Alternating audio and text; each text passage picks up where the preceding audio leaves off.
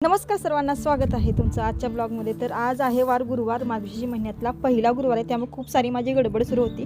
तर मी तर फुलं न्यायला आलो आहे। आपल्या स्वतःच्या बागेतली आपण वाढवलेली झाडांची फुले काढून देवाला वाहण्यात ह्यासारखं मोठं भाग्यच नाही असं वाटतं। आणि आज गुरुवार होता, खूप सारी मी फुलं काढली होती। वरती गेल्यानंतर सर्वप्रथम मी आपल्या महालक्ष्मीची छान अशी पूजा केली, आपल्या मातेपासून सुरुवात केली आजच्या दिवसाला। त्यानंतर मी आमच्या घरातली जो मेन देव आहे त्या सर्वांची पूजा करून घेतली।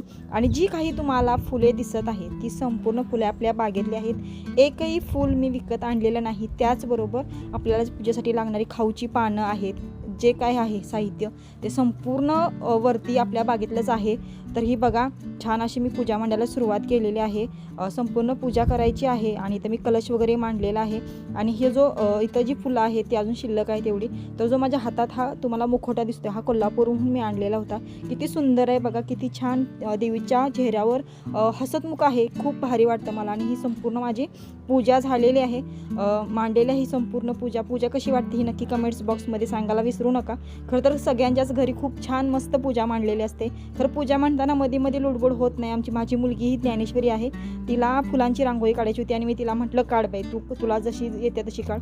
खरं तिनं किती सुंदर पूजा केली आणि खूप छान तिनं समईच्या साईडला वगैरे खूप छान सजवले।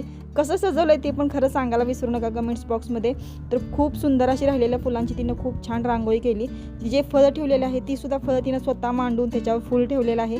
आणि आपली ही संपूर्ण अशी आपली महालक्ष्मीची आजची पूजा। तर आजच्या दिवशी सांगेन की सर्व माझ्या व्हिडिओ बघणाऱ्या सर्व लोकांच्या सर्व चांगल्या इच्छा पूर्ण कर, सगळ्यांना सुख शांती समाधान दे, हीच देवीच्या चरणी आज प्रार्थना करते। भेटूया पुढील ब्लॉगमध्ये, तोपर्यंत बाय। श्री महालक्ष्मी नमो नमः।